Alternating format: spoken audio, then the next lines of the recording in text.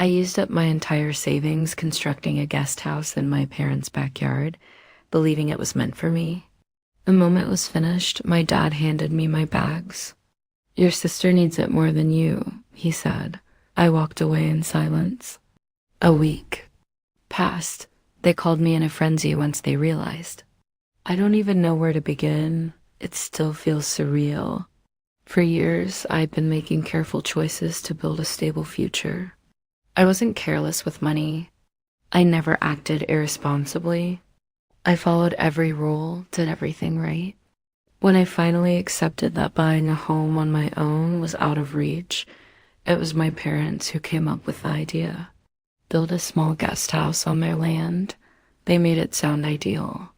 "It'll be yours forever," my mom had told me. "This is an investment in your future, sweetheart," and I believed them. I poured every last cent into it. All my weekends, my time off, working side by side with the contractors, making sure it was done properly. I chose the floors, the cabinetry, every small touch that made it feel personal. For months, I envisioned living there. It wasn't just some guest room. It was my home, my refuge. Then the day came, move-in day. But instead of a key, my dad casually gave me my bags and said the words that still make me feel sick. "Your sister needs it more than you." Just like that. As if I meant nothing. What hurt the most was how normal they made it seem. There was no regret, no pause. They'd made the choice long before I ever knew. I stood there stunned, half expecting him to grin and say it was a joke, but he didn't. I turned to my mother, hoping to see some remorse, some doubt. She only sighed and smiled as if this was the most logical thing in the world. "You're young, Emily. No husband, no kids. You'll land on your feet. But your sister, this will give her a fresh start." My stomach dropped. "You promised this was mine," I said, my voice trembling. Mom let out another sigh, like I was being unreasonable. "It's still part of the family, sweetie, and family helps family." I looked over at my sister, not even a hint of guilt on her face.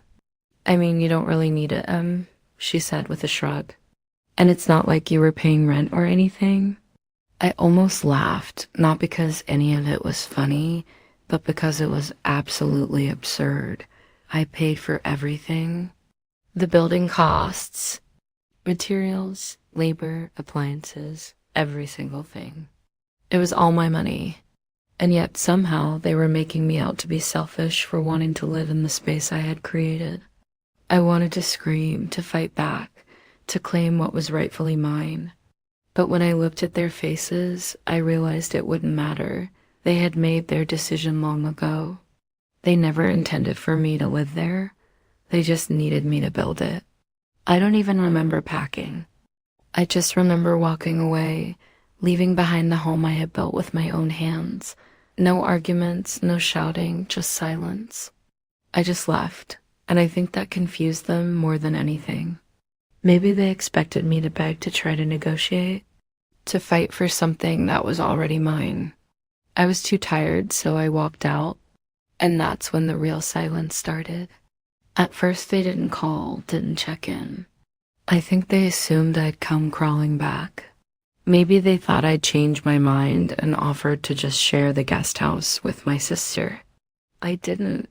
Instead, I cut off contact. Not in an official, dramatic way. I just stopped being available, and I waited because deep down I knew something they didn't. I knew they had cut corners.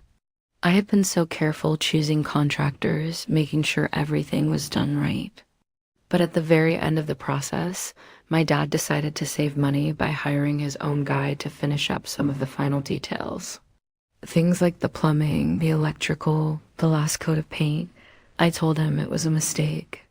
I told him to let the professionals finish, but he laughed. "Emily, you worry too much. My guy knows what he's doing, besides why waste more money?" I let it go after all. I was the one who was going to be living there. Something went wrong. I'd deal with it. But now it was my sister's problem. A week later, the call started. First my mom. I let it go to voicemail, then my sister. I ignored her, then my dad. By the time I checked my phone, I had 6 missed calls. I finally listened to the voicemail from my mom. Her voice was strained, irritated, not apologetic. Emily, I don't know if you did something or if you knew something, but the guest house has a major issue. The plumbing is leaking into the walls. The electrician must have messed something up because the power keeps going out and there's a terrible smell coming from somewhere inside. Your sister can't even move in yet. We need to talk. I played it twice, then I left. Not because I did anything, not because I planned it, but because they did this to themselves the moment I left. They realized how much they needed me and I wasn't coming back. I ignored my mother's voicemail. Not out of pettiness, not because I wanted revenge, but because for the first time in my life, it wasn't my problem. I didn't do anything to that house. I hadn't sabotaged it, hadn't left anything unfinished. The only thing I had done was walk away, and now, a week later, it was already falling apart. I sat with my phone in my lap, staring at the missed calls. I knew I should have felt something. Satisfaction, anger, relief. But mostly I just felt empty because this wasn't just about the house. It wasn't about the money I had spent or the time I had wasted.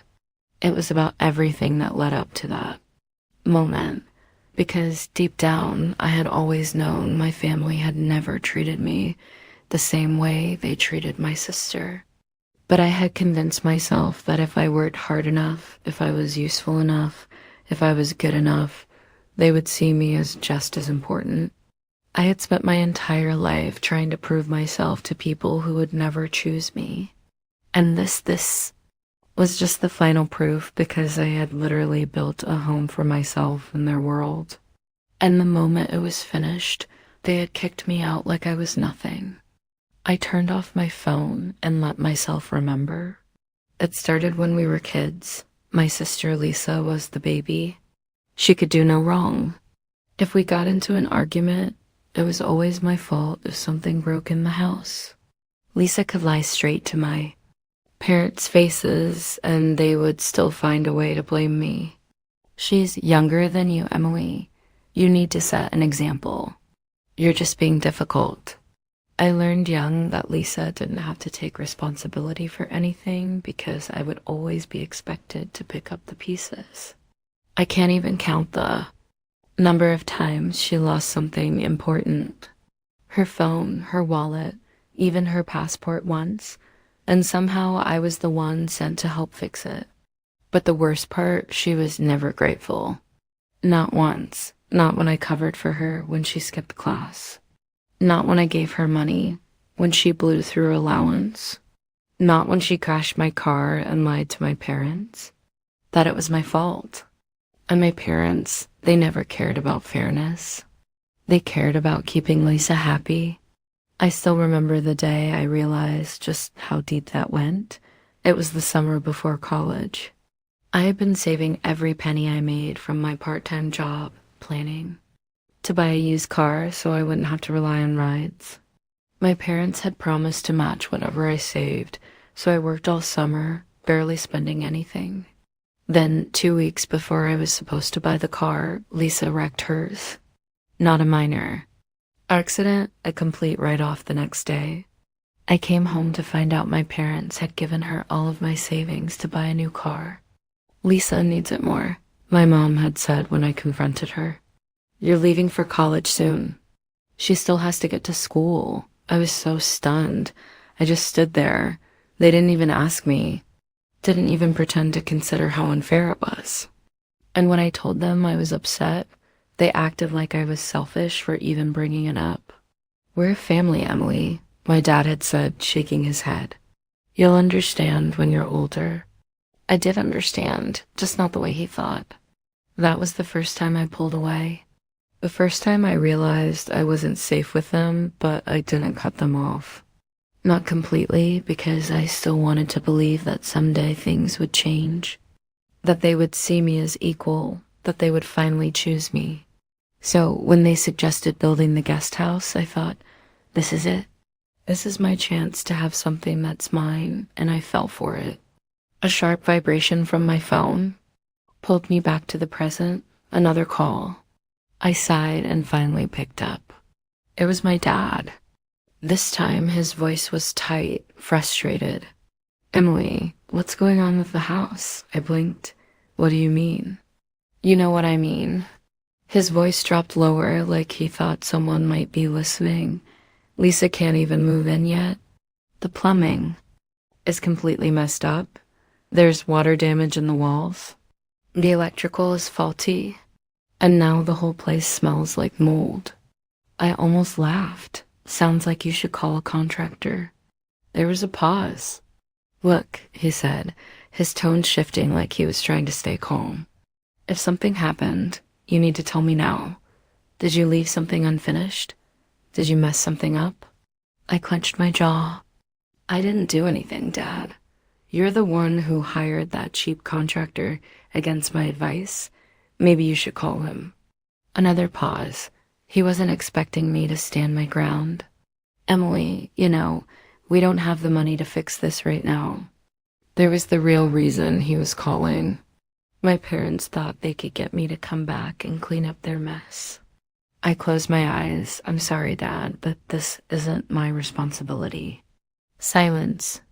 Then came the anger. Emily, don't act like this. I didn't respond. You can't just walk away from your family. He snapped, voice rising. We raised you. We gave you everything. I let out a slow breath, fingers tightening around the phone. No, Dad. I gave you everything and I'm done. I ended the call. For the next several days, the phone wouldn't stop ringing.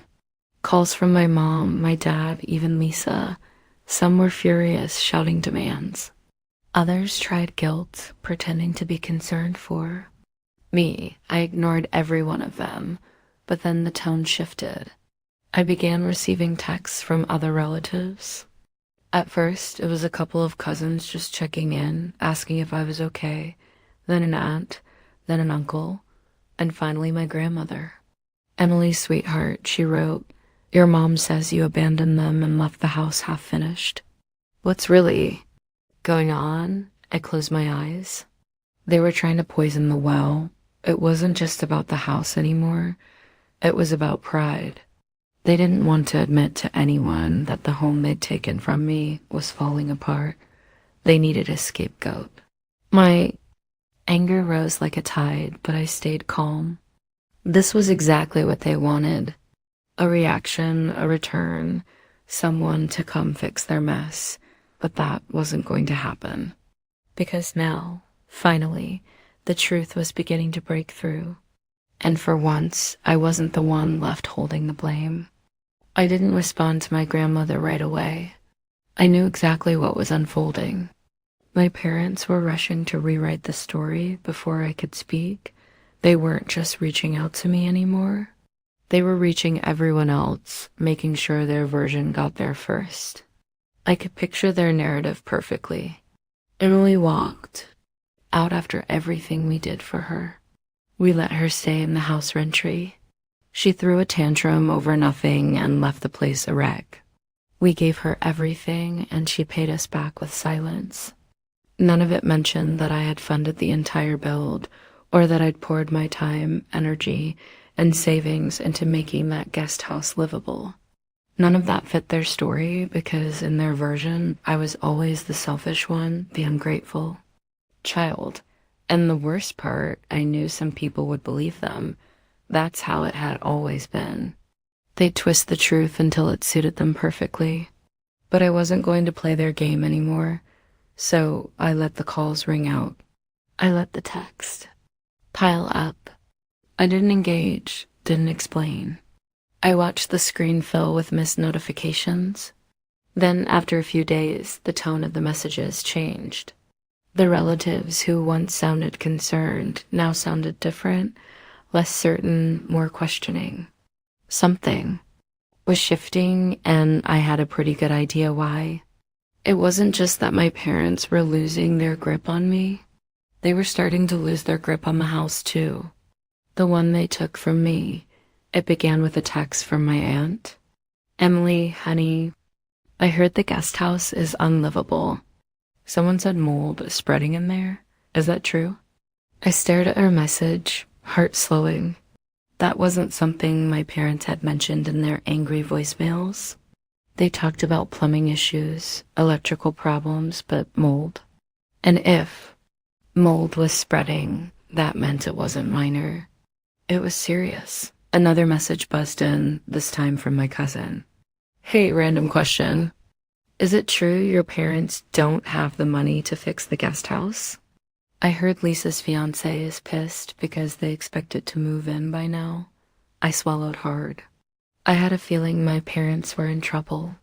They had assumed I would come back to fix everything, that I would feel guilty or desperate enough to be accepted again, that I just do what they wanted, that I didn't. No. Now they were stuck with a completely unlivable house that was falling apart faster than they could cover it up.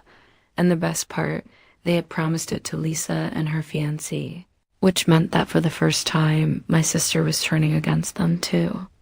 I knew it was only a matter of time before Lisa called. And when she did, she didn't even try to hide her frustration. Emily, what the hell is wrong with that house? She snapped the moment I picked up. I almost laughed. Why are you asking me? I said calmly, because she huffed. Dad said you handled everything, that you worked with the contractors, that you made sure everything was done right. I did. I cut it right up until Dad decided to cut corners and hire his own guy to finish things. Off. Maybe you should ask him silence. Then more hesitantly, he said, it's your fault the permits aren't going through. I raised an eyebrow. What permits? Lisa let out a frustrated breath. The ones for the plumbing and electricity. They said, you didn't file the final paperwork, and now the city won't approve occupancy. I blinked. Then I actually laughed because that was when I realized my parents had played themselves.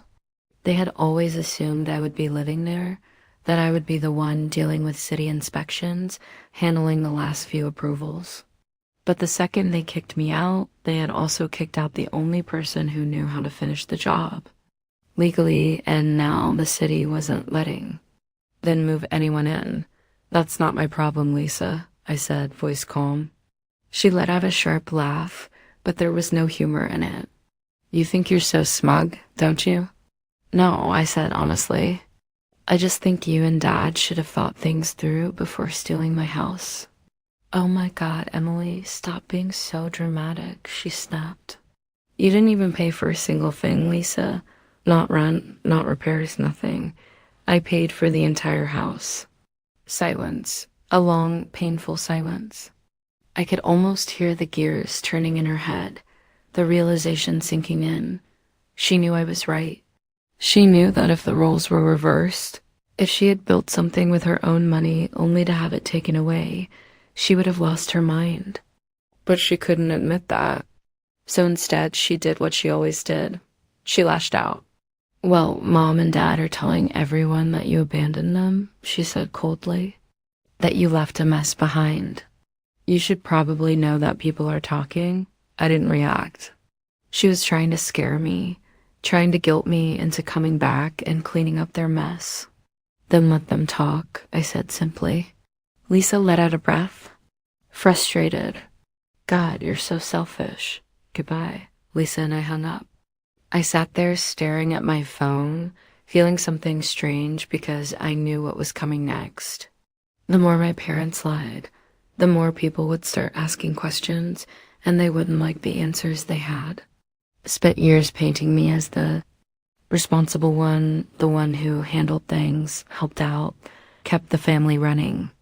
Now they were suddenly trying to make me the villain, and people were going to notice the inconsistencies. I wasn't going to fight them. I wasn't going to explain myself. I didn't need to because the truth always comes out. And for once, I wasn't the one who had anything to lose. I didn't hear from Lisa after that call, not for a few days at least. but I knew that didn't mean things had settled down. If anything, it meant things were getting worse. My parents and sister weren't the type to accept consequences quietly. If Lisa had gone silent, it was only because she was scrambling behind the scenes, trying to find a way to fix things without admitting they messed up. I wasn't going to give them the satisfaction of reaching out first, and then, just as I expected, the call started again. First from a random uncle I barely spoke to, then from an older cousin who lived out of state, then finally from my grandmother. That's when I knew. Things had escalated because my grandmother was the last person my parents would have wanted involved. She wasn't the type to blindly take their side. She was sharp, no nonsense, and didn't fall for guilt trips. She was calling me. It meant she had heard the whole story, or at least their version of it.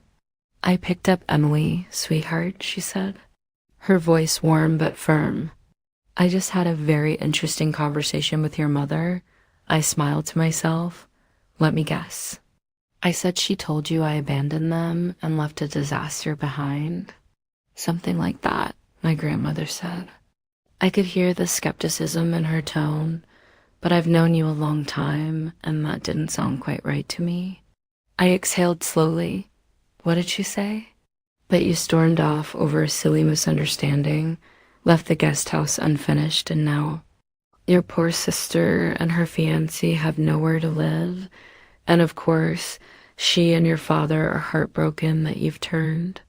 You're back on the family? I let out a short laugh. Did she mention that I paid for the entire house? There was a pause, then dryly. No, I don't believe she did. Of course she didn't. So what really happened? My grandmother asked. And for the first time, I told someone the full truth. I told her how my parents had encouraged me to build the guest house, promising it would be mine. How I had used my own savings and spent months managing the construction, picking out materials, making sure everything was perfect. And then the moment it was finished, they gave it away to Lisa. My grandmother didn't interrupt me. Once she just listened, and when I was done, she let out a slow, measured breath. That's low, she finally said. Yeah, I muttered. And let me guess, she continued. They expected you to come crawling back the moment things started falling apart. Bingo. There was a pause, and she said something I wasn't expecting. You should come to Sunday dinner. I blinked. What, everyone's going to be there, she said, a hint of amusement in her voice. I think it's time you let everyone hear your side, Grandma said. I paused. It wasn't that I feared my parents. I was long past needing their approval. But confronting them in front of the whole family, that was a whole different story. Grandma, I'm not sure I want to, I admitted. I'm not telling you to make a scene, she cut in. I'm just saying, let them dig their own grave. I thought about that, and slowly a small smile crept across my face. All right, I said. I'll come, Sunday dinner. I showed up 10 minutes late, intentionally. The second I stepped through the door, I felt the change in atmosphere. People had clearly heard rumors. Some gave me curious glances, others shifted uncomfortably. Then there were the few, my aunt, a couple of cousins, who gave subtle nods like they were already in on the truth. Lisa sat stiffly beside her parents, arms tightly crossed. She didn't look at me. My mom forced a cheerful tone. Oh, Emily, you actually came. Yeah, I replied, settling into an empty chair. I didn't add. Surprising, isn't it? But it was implied. Dinner began with stiff conversation, the kind where tension crackled beneath every word. It was so thick you could slice it with a knife. And then, right as we were wrapping up the meal, my grandmother, bless her, put down her glass and turned to Lisa. So Lisa, she said, how's the new house coming along? The room went silent. Lisa's jaw clenched. We're still dealing with a few problems, she muttered. My dad jumped in quickly. Oh, nothing serious, he said with a chuckle. Grandma raised her brows. What sort of problems? Lisa gave him a sharp look, but my dad cleared his throat and replied, "Just some plumbing issues.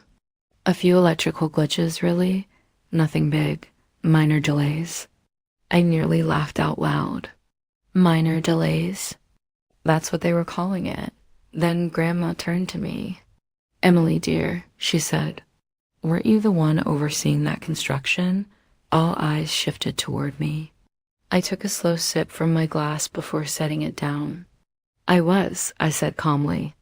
Up until Dad decided to bring in a cheaper contractor behind my back to cut costs. I paused, then added with a shrug. I warned him it was a mistake, but hey, what do I know? The silence that followed was deafening. Lisa's cheeks flushed bright red. My mom's fake smile faltered. Dad looked like he wanted to explode, but they didn't say a word because they couldn't. They knew I was telling the truth, and now so did everyone else. The whispers started quickly. My aunt leaned in, murmuring something to my cousin. My uncle shook his head and muttered, "Unbelievable." And just like that, they lost control of the narrative. No matter how many stories they spun, no matter how they tried to reshape the past, the damage was done. The truth had landed.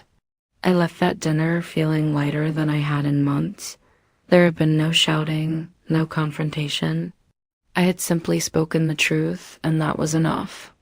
My parents didn't call me after that. Neither did Lisa. The silence was telling. The fallout had settled.